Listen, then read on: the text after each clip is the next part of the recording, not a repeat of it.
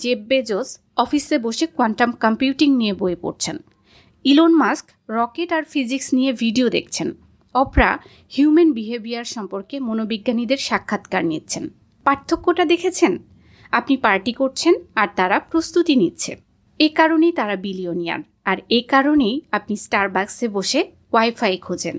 জীবন উপভোগ করুন, কিন্তু সাধারণ একটা জীবনকে অতিরিক্ত উদযাপন করবেন না। Don't over celebrate your average life. আপনি যখনই বলেন আমার সময় নেই, তখন একবার আপনার স্ক্রিন টাইম চেক করুন। নিজেকে মিথ্যা বলবেন না। আপনি ক্লান্ত নন, আপনি শুধু ডিস্ট্রাক্টেড। যদি আপনি ডে বাই ডে গ্রো না করেন, তাহলে আপনি নিশ্চিতভাবে পিছিয়ে পড়ছেন। এটা অনেকটা নামতে থাকা এসকেলেটরে দাঁড়িয়ে থাকার মতো। আপনি যদি শুধু স্থির দাঁড়িয়ে থাকেন, তবুও আপনি নিচে নেমে যাবেন। উপরে ওঠার একটাই উপায়, ক্লাইম্ব বা আরোহণ, প্রতিদিন ধীরে হলেও। আমার প্রিয় একটি উক্তি হলো, সাফল্য বিশাল লাফে আসে না, সাফল্য আসে প্রতিদিন নেওয়া ছোট ছোট পদক্ষেপ থেকে। Success is not given, it is earned. অভ্যাস দিয়ে, ঘাম ঝরিয়ে, কষ্ট সহ্য করে সফলতা অর্জন করতে হয়। আপনার চারপাশে একবার তাকান। আপনার বন্ধু কারা? তারা কি বিনিয়োগ নিয়ে কথা বলে নাকি শুধু গসিপ করে? তারা কি আইডিয়া নিয়ে আলোচনা করে নাকি শুধু অভিযোগ করে? তারা কি আপনাকে গ্রো করতে উৎসাহিত করে নাকি মিডিওক্রিটি দিয়ে টেনে নিচে নামায়? যদি আপনার সার্কেল আপনাকে বেড়ে উঠতে সাহায্য না করে, তাহলে সেই সার্কেলটাই আপনার খাঁচা।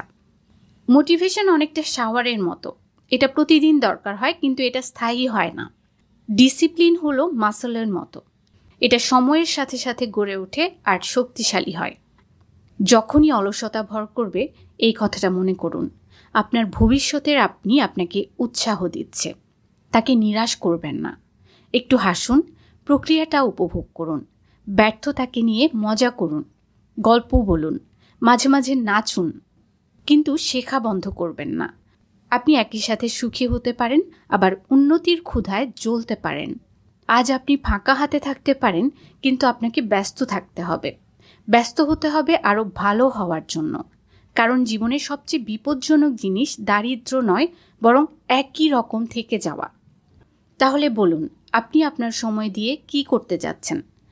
আরও ড্রামা দেখবেন নাকি নিজের গল্প লিখবেন? অকারণে স্ক্রল করবেন নাকি উদ্দেশ্য নিয়ে পড়াশোনা করবেন? অজুহাত বানাবেন নাকি অগ্রগতি করবেন? আপনি গড়পড়তা হওয়ার জন্য জন্মাননি, শুধু বিল পরিশোধ করে মরে যাওয়ার জন্যও জন্মাননি। আপনি জন্মেছেন সৃষ্টি করার জন্য, গড়ে তোলার জন্য, বেড়ে ওঠার জন্য, অনুপ্রাণিত করার জন্য। কিন্তু আপনাকে এই সিদ্ধান্তটা প্রতিদিন নিতে হবে। আপনার সময়কে ব্যবহার করুন অস্ত্রের মতো, হাতিয়ার হিসেবে, সিঁড়ি হিসেবে। সময় ব্যয় করুন নিজেকে আরও ভালো বানানোর জন্য। আর যদি কখনো নিরুৎসাহিত বোধ করেন, মনে রাখবেন, আজ কঠিন, আগামীকাল আরও কঠিন, কিন্তু তারপরের দিনটা অসাধারণ সুন্দর। বেশিরভাগ মানুষ আগামীকালেই হেরে যায়। আপনি যেন সেখানে হেরে না যান।